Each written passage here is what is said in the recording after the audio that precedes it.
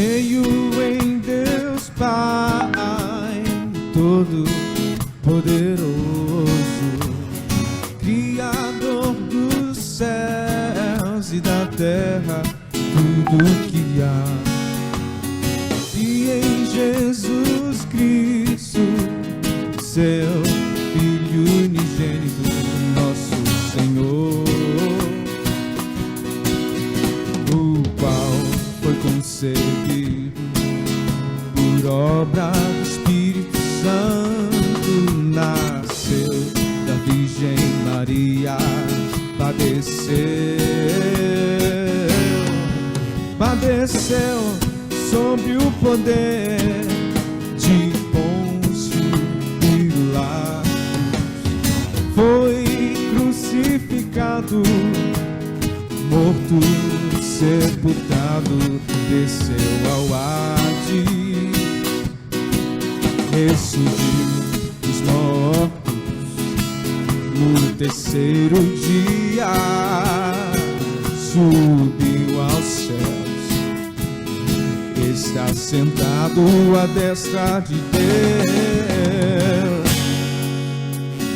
Pai Todo-Poderoso, donde há de vir julgar os vivos e os mortos, todos os joelhos se dobrarão. Oh! Eu creio sim. Eu creio sim. Eu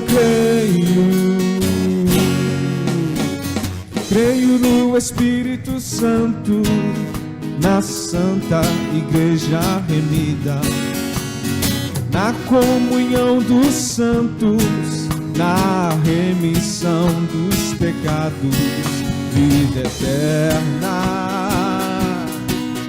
a ressurreição do corpo, na vida eterna, amém, na remissão dos pecados, na vida eterna, amém, na ressurreição do corpo, na vida eterna, amém, na remissão dos pecados, na vida eterna, amém.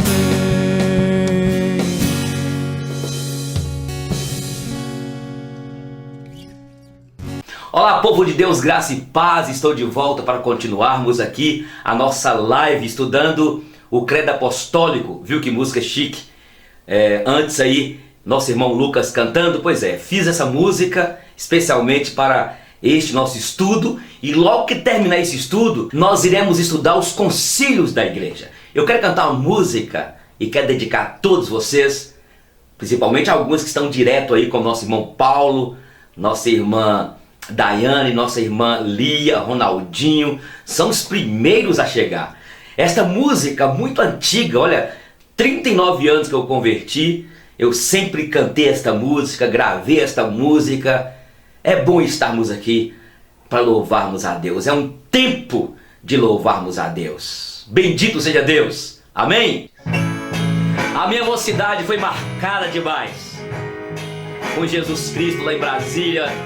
Quantas vezes nós saímos para os cultos ar livre para louvar o Senhor com esta música. Bom estarmos aqui louvando a Deus. É bom, não é? Podendo exaltar teu santo nome. Tempo para isso, tempo para louvarmos a Deus num só amor, num só Espírito.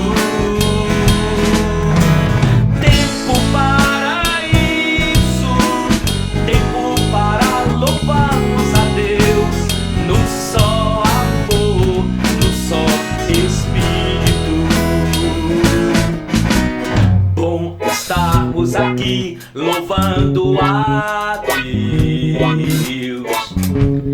querendo exaltar seu santo nome. Tempo para isso, tempo para louvarmos a Deus, num só amor, num só Espírito. Tempo para isso, tempo para louvarmos a Deus, num só amor, num só Espírito.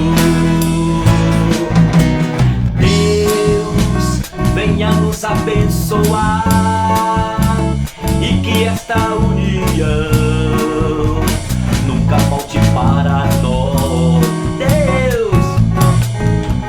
Deus, venha nos abençoar e que esta união nunca falte para nós. Deus, venha nos abençoar e que esta união nunca falte para nós. Deus, venha nos abençoar e que essa união nunca falte para nós. Olá, povo de Deus, povo eleito, graça e paz, em nome do Senhor Jesus. Estou de volta para continuarmos o nosso estudo, o Credo Apostólico. Que bênção tem sido estudar com vocês este símbolo de fé da igreja cristã, da igreja remida pelo sangue do Cordeiro. Como que está você, meu irmão? Como que está você, minha irmã? Tudo bem? Vocês estão orando, clamando ao Senhor? Nós estamos estudando o Credo Apostólico e eu tenho dito aqui que o credo, ele é um dos símbolos de fé da igreja cristã. No passado, quando nós estudamos a história da igreja, eu tenho lhes dito isso aqui, que a igreja do Senhor, logo depois da morte de Cristo, e quando os apóstolos começaram a escrever, inspirados pelo Espírito Santo, alguns líderes, falsos pastores, falsos apóstolos, estavam entrando sorrateiramente dentro da igreja, lá na igreja primitiva. As igrejas, por exemplo, da Ásia, igreja de Éfeso, Tiatira, Pérgamo, a igreja de Coríntios, a igreja de Tessalônica, enfim, todas as igrejas enfrentaram problemas de desvios e principalmente desvios doutrinários. E aí Deus levantou lideranças para poder tirar o povo de Deus, o seu povo, dos erros, das heresias. Falamos aqui do gnosticismo no primeiro século, na época do apóstolo João, que dizia que Jesus não veio em carne e o mais importante era o Espírito e não a carne. E aí líderes estavam levando o povo de Deus ao pecado. Então foi preciso servos do Senhor, levantados por Deus, para poder escreverem, dissertarem algumas confissões. Falamos aqui da Confissão de Fé de Westminster, o Breve Catecismo, o Catecismo Maior. Falamos aqui do Catecismo de Heidelberg, que nós estamos inclusive baseando esse estudo aqui. Vocês estão entendendo? O credo apostólico não é uma reza, mas é uma declaração daquilo que nós cremos.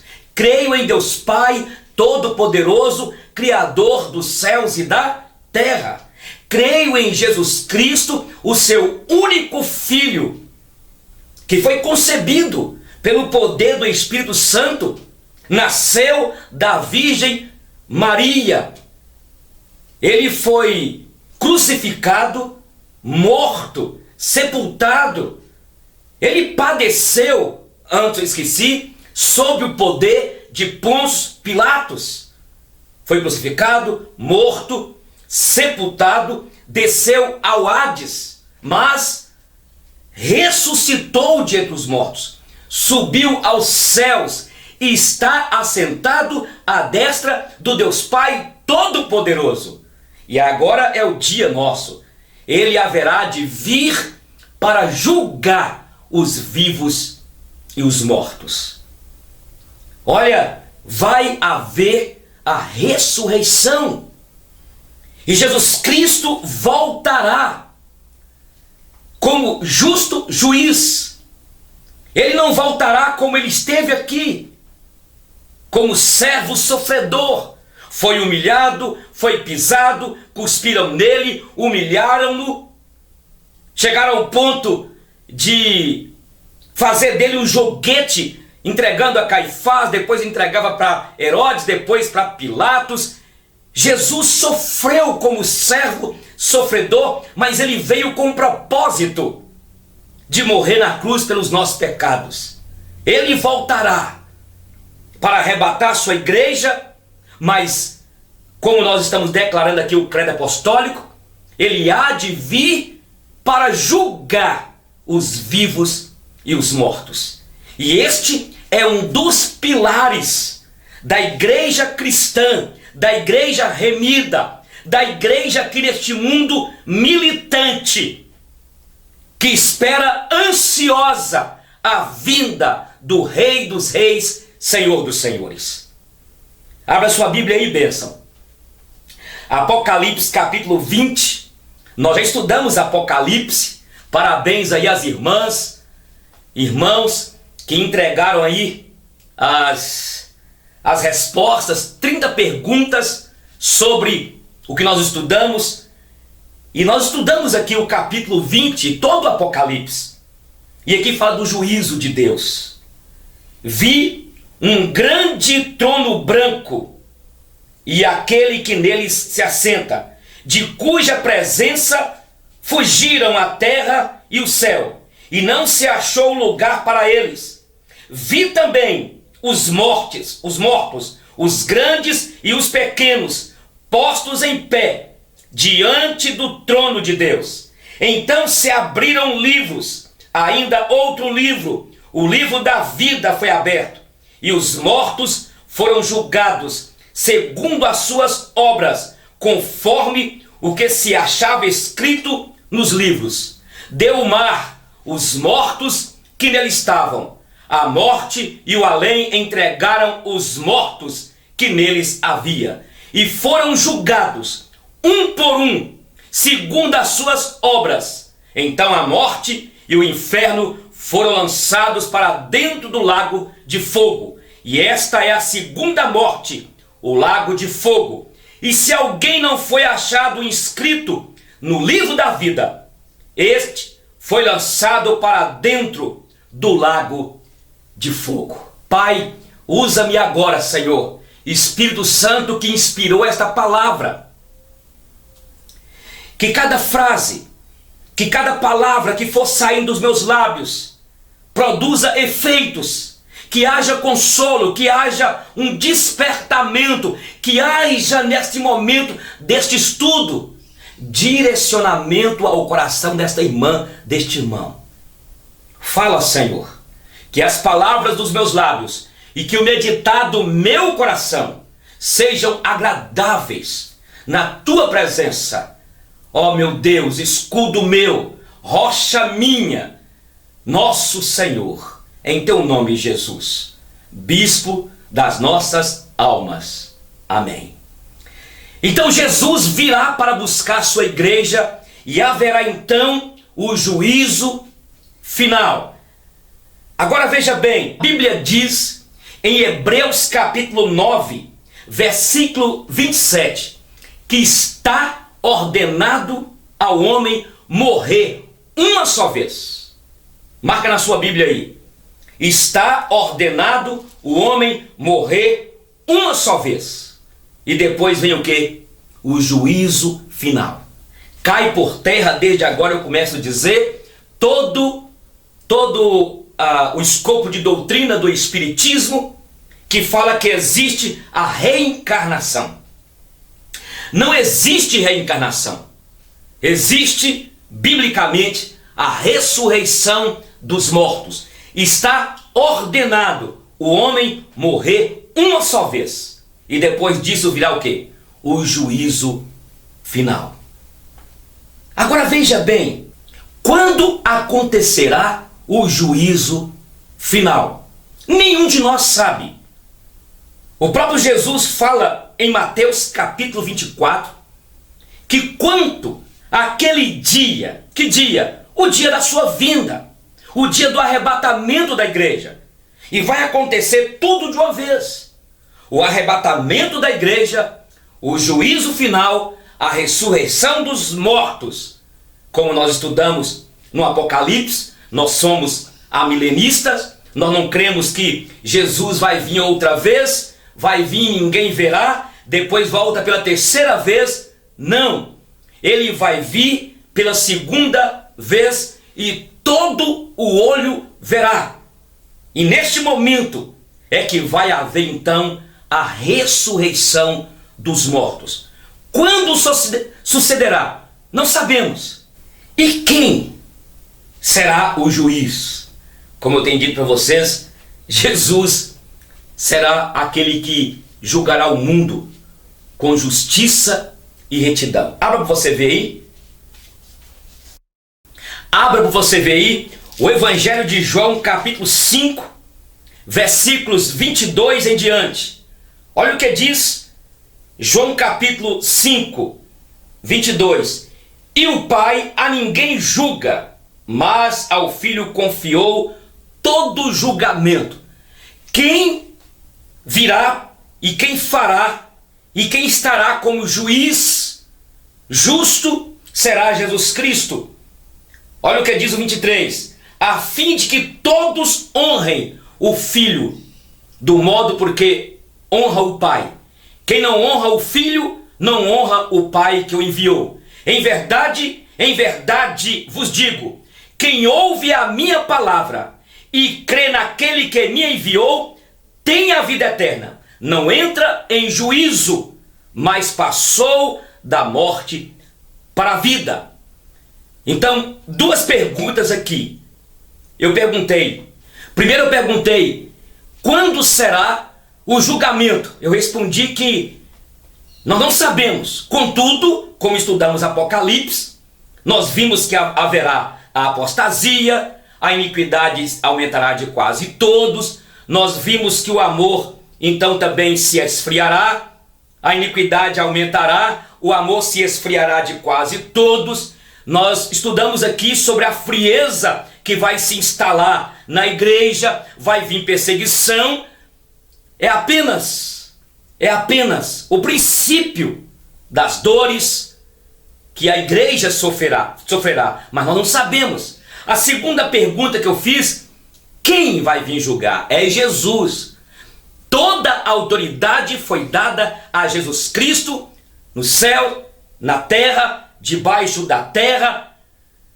Todo olho haverá, todo joelho haverá de dobrar, e toda língua haverá de confessar, e todo olho verá quando ele vier para arrebatar sua igreja, e haverá o grande trono, o grande dia do juízo, que é o juízo final. E outra coisa, é bom lembrarmos que os crentes, aqueles que já lavaram as suas vestiduras no sangue do Cordeiro, aqueles que foram justificados, estarão perante o trono de Deus lá, mas não entrarão em juízo, porque os seus pecados já foram purificados. É o que diz aqui, olha, versículo 24. Em verdade vos digo, quem ouve a minha palavra e crê naquele que me enviou, tem a vida eterna. Não entra em juízo, mas passou da morte para a vida. Eu sou contra esses crentes dizerem que têm certeza da salvação. A Bíblia é a palavra de Deus, eterna, que não mente. É por isso que ela diz que quem crê tem a vida eterna. Mas veja capítulo 3 de João, versículo 18, que diz: quem nele crer não é julgado. O que não crê já está julgado, porquanto não crê no nome do unigênito Filho de Deus. O julgamento é este, que a luz veio ao mundo e os homens amaram mais as trevas do que a luz, porque as suas obras eram más. Pois todo aquele que pratica o mal aborrece a luz e não se chega para a luz, a fim de não serem arguidas as suas obras. Quem pratica a verdade aproxima da luz, a fim de que as suas obras sejam manifestas, porque feitas elas são em Deus. Veja que quem crê não é julgado. Aquele que não crê já está condenado. Quem serão as pessoas que serão condenadas? Aquelas que não aceitaram a Jesus Cristo, aquelas que se não entregaram a Cristo, não creram no Filho de Deus. Então não tem como a humanidade fugir desta realidade. A terra, o mundo caminha para o seu ápice final, o juízo final. Abra para vocês verem aí, Atos capítulo 17, versículo 31.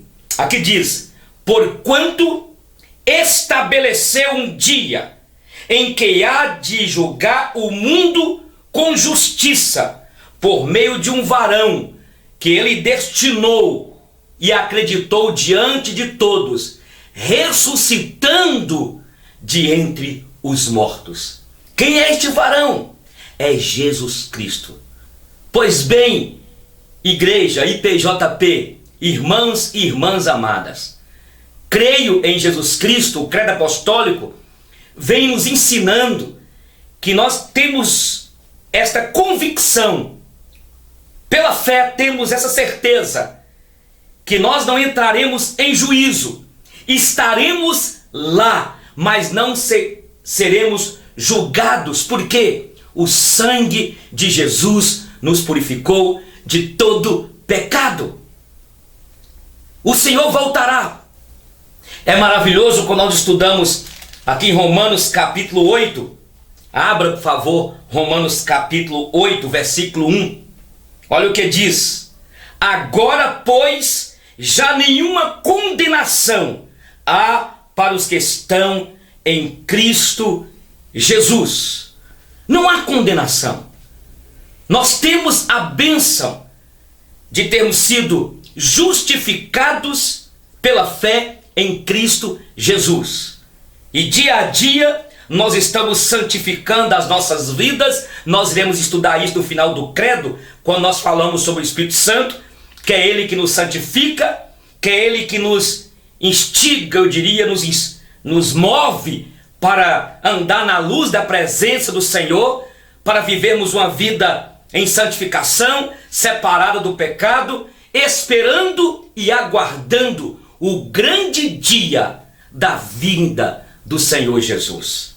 Olha para vocês verem, Mateus capítulo 24, ou melhor, capítulo 25, versículo 31, Mateus capítulo 25, versículo 31, quando vier o Filho do Homem na sua majestade, e todos os anjos com ele, então se assentará no trono da sua glória, e todas as nações serão reunidas em sua presença, e ele separará dos outros, como o pastor separa os cabritos das ovelhas, e porás as ovelhas à sua direita, mas os cabritos à sua esquerda. Então dirá o rei aos que estiverem à sua direita: vinde benditos do meu Pai, entrai na posse do reino que vos está preparada desde antes da fundação do mundo. E dirá também àqueles que estiverem à sua esquerda, e ele vai dizer,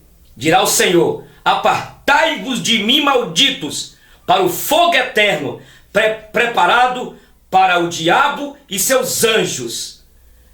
Haverá o dia de juízo, o juízo final. Portanto, preparemos. No passado, Deus havia entregue uma mensagem a um profeta dele, profeta menor, dizendo: prepara-te, ó Israel, para encontrares com o Senhor teu Deus. Deus chamou o povo para um concerto com ele. E esta mensagem, essa reflexão de hoje, esse estudo, que fala sobre que ele voltará para julgar os vivos e os mortos. Toda boca, toda língua, toda pessoa haverá de prestar contas das palavras frívolas que saíram dos seus lábios. Será o dia onde Deus vai revelar as iniquidades. É aquilo que Daniel fala, que o Senhor haverá de revelar o oculto. Ele haverá de expor à luz os pecados dos homens. Ele voltará. Olha para vocês verem agora 2 Tessalonicenses. Olha para vocês verem em primeira carta de Paulo aos Tessalonicenses, que fala da vinda do Senhor, da segunda vinda, e que está, na verdade, resumido: a vinda de Cristo, o arrebatamento, a ressurreição dos mortos e o juízo final. Versículo 1: Irmãos, relativamente aos tempos e às épocas, não há necessidade que eu vos escreva, pois vós mesmos estáis inteirados com precisão de que o dia do Senhor vem como ladrão de noite. E quando andarem dizendo paz e segurança, eis que lhes sobrevirá repentina destruição, como vem as dores de parto a quem está para dar à luz, de nenhum modo escaparão. Mas vós, irmãos, não estáis em trevas, para que esse dia, como ladrão, vos apanhe de surpresa. Porquanto vós todos sois filhos da luz e filhos do dia. Nós não somos da noite, nem das trevas. Assim, pois, não durmamos como os demais. Pelo contrário, vigiemos e sejamos sóbrios. Ora, os que dormem, dormem de noite, e os que se embriagam, é de noite que se embriagam. Nós, porém, que somos do dia, sejamos sóbrios, revestindo-nos da couraça da fé e do amor, e tomando também o capacete, a esperança da salvação. Agora, olha antes. Agora veja aqui, 2 Tessalonicenses, o que o apóstolo Paulo fala, capítulo 2, a vinda do Senhor, a revelação da apostasia, o homem da iniquidade. Irmãos, no que diz respeito à vinda de nosso Senhor Jesus Cristo e a nossa reunião com Ele, nós vos exortamos a que não vos demovais da vossa mente com facilidade, nem vos perturbeis, quer por espírito, quer por palavra, quer por epístola, como se procedesse de nós, supondo tenha chegado o dia do Senhor. Ninguém de nenhum modo vos engane, porque isto não acontecerá sem que primeiro venha a apostasia e seja revelado o homem da iniquidade, o filho da perdição. Lembra que nós estudamos isso no Apocalipse? Antes do arrebatamento, então, antes do juízo final, haverá de revelar o filho da iniquidade, onde Satanás será solto. Lembra que nós estudamos? Será solto do abismo. E a ideia, quando fala do abismo, que ele está preso e ele só tem acesso onde Deus permite, mas vai soltar os anjos poderosos que estão lá, e a igreja sofrerá uma grande tribulação. E aqui haverá apostasia, momento de frieza espiritual. E Paulo aqui está falando, antes de acontecer o grande dia do arrebatamento, da ressurreição, do juízo final, vai haver o aparecimento do filho da iniquidade, da perdição, que vai vir com poderes. Então o juízo final, ele acontecerá, mas antes vai aparecer o anticristo em toda a sua potência, em toda a sua malignidade. Olha o que diz para você ver, versículo 4 do capítulo 2 de 2 Tessalonicenses, o qual se opõe e se levanta contra tudo o que se chama Deus ou objeto de culto, a ponto de assentar-se no santuário de Deus, ostentando-se como se fosse o próprio Deus. Olha o que diz, você vê. Aqui fala, não vos recordais de que ainda convosco eu costumava dizer-vos essas coisas, e agora sabeis o que detém, para que ele seja revelado somente em ocasião própria. Com efeito, o mistério da iniquidade já opera e aguarda somente que seja afastado aquele que agora o detém.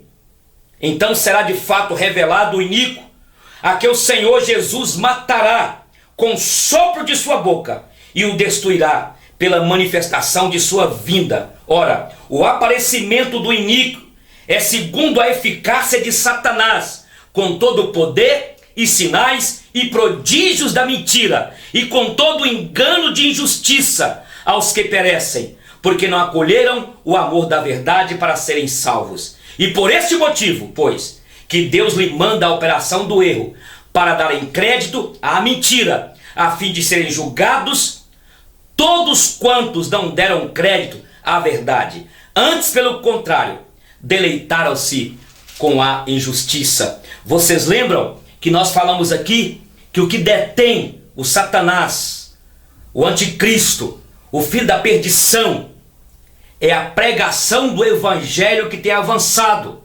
Lembra daquele cavalo branco que saiu vencendo e para vencer, que é o evangelho das boas novas? Enquanto o evangelho não for pregado a todos os eleitos, e é este evangelho que tem detido o anticristo. Nós estamos falando aqui sobre juízo final, e o juízo final vai acontecer exatamente quando vier a perseguição, quando o amor se esfriar, quando a iniquidade aumentar e virmos a apostasia acontecendo, e já está acontecendo. E é bom lembrarmos aqui também, meus irmãos, o que diz a Bíblia no livro de Judas, aqui perto do Apocalipse, quando fala que os anjos, eles também serão julgados e condenados ao fogo eterno, ao inferno. A Bíblia fala que o inferno foi preparado para o diabo e seus anjos, em Mateus 25. Olha o que diz aqui em Judas: e a anjos os que não guardaram, Judas, capítulo 1, versículo 6. E a anjos os que não guardaram o seu estado original, mas abandonaram o seu próprio domicílio, ele tem guardado sob trevas e algemas eternas para o juízo do grande dia. Quando Satanás foi expulso dos céus, ele trouxe consigo um terço dos anjos que haviam lá, e Deus o expulsou juntamente com ele. E estes anjos, eles serão julgados com Satanás nesse dia de juízo final. Então, quem vai ser julgado? Vai ser julgado lá os homens que rejeitaram o Senhor. Nós estaremos lá, mas não entraremos em juízo. Mas também serão julgados e condenados os anjos que foram expulsos com Satanás. E olha, queridos, para nós terminarmos, você sabia, meu irmão, minha irmã, que nós, a igreja do Senhor, nós estaremos lá para julgar a teus anjos? A igreja do Senhor, nós estaremos lá com o Senhor. Olha o que diz 1 Coríntios capítulo 6, versículo 1. Aventura-se alguns de vós, tendo questão contra outro, a submetê-lo a juízo perante os injustos e não perante os santos? Ou não sabeis que os santos hão de julgar o mundo? Ora, se o mundo deverá ser julgado por vós, sois acaso indignos de julgar as coisas mínimas? Não sabeis que havemos de julgar os próprios anjos? Quanto mais as coisas desta vida. Por isso nós precisamos de ter sabedoria. Paulo aqui está exortando a igreja de Coríntios porque irmãos estavam brigando e levando para a justiça comum problemas da igreja, problema entre os irmãos. E Paulo fala: vocês não conseguem resolver isso entre vocês, sendo que nós iremos julgar com Jesus os anjos caídos? Quanto mais vocês não podem julgar esses problemas carnais, esses pecados, essa confusão que está aí. Meus amados irmãos e irmãs, o juízo final vai acontecer. E eu quero que você pense, meu irmão, minha irmã, e entenda que principalmente nosso país, nosso Brasil, quando as nossas leis, os julgamentos que acontecem no Brasil e em muitos locais, injustos, mas no dia do juízo final, o Senhor vai julgar cada um segundo as suas obras. Haverá o juízo do trono branco, estaremos lá. Por isso nós podemos declarar o credo, que Ele subiu aos céus, está sentado à destra do Deus Pai Todo-Poderoso, e onde há de vir para julgar os vivos e os mortos. Eu te convido para abrir aí, primeira carta de Coríntios, quando o apóstolo Paulo fala sobre a ressurreição dos mortos. Nós conversamos aqui que se Jesus não tivesse morrido e ressuscitado entre os mortos, vã seria a nossa fé. E se a nossa vida se limitasse apenas aqui, nós seríamos os mais miseráveis. Mas nós temos uma esperança. Haverá a ressurreição dos mortos. Olha para você ver. 1 Coríntios 15, versículo 51 em diante. Eis que vos digo um mistério. Nem todos dormiremos, mas transformados seremos todos, num abrir e fechar de olhos, ao ressoar da última trombeta. A trombeta soará, os mortos ressuscitarão incorruptíveis, e nós seremos transformados, porque é necessário que este corpo corruptível se revista da incorruptibilidade, e que o corpo mortal se revista da imortalidade. E quando este corpo corruptível se revestir da incorruptibilidade, e o que é mortal se revestir da imortalidade, olha o que diz: então se cumprirá a palavra que está escrita: tragada foi a morte pela vitória. Onde está a morte, a tua vitória? Onde está a morte, o teu aguilhão? O aguilhão da morte é o pecado. A força do pecado é a lei. Graças a Deus que nos dá a vitória por intermédio do nosso Senhor Jesus Cristo. Portanto, meus irmãos, sede, diz, inabaláveis e sempre abundantes na obra do Senhor, sabendo que no Senhor o vosso trabalho não será em vão. Jesus voltará. Haverá o grande juízo do trono branco. Toda a humanidade estará lá. Todos, lá estará Hitler, Gandhi, Mussolini, estarão os Césares, estarão os faraós do Egito, estarão os grandes imperadores que passaram pela história. Lá estará Carlos Magno, lá estará Napoleão Bonaparte, lá vai estar Hitler, vão estar todos, Nimrod, que construiu aquele zigurate grande, todos estarão lá. E aí eu quero terminar aqui, Filipenses capítulo 2, que é um texto lindo, que fala o seguinte, Filipenses capítulo 2, quando ele fala, versículo 9, pelo que também Deus o exaltou sobremaneira e lhe deu um nome que está acima de todo nome, para que ao nome de Jesus se dobre todo o joelho, nos céus, na terra e debaixo da terra, e toda língua confesse que Jesus Cristo é Senhor, para a glória de Deus Pai.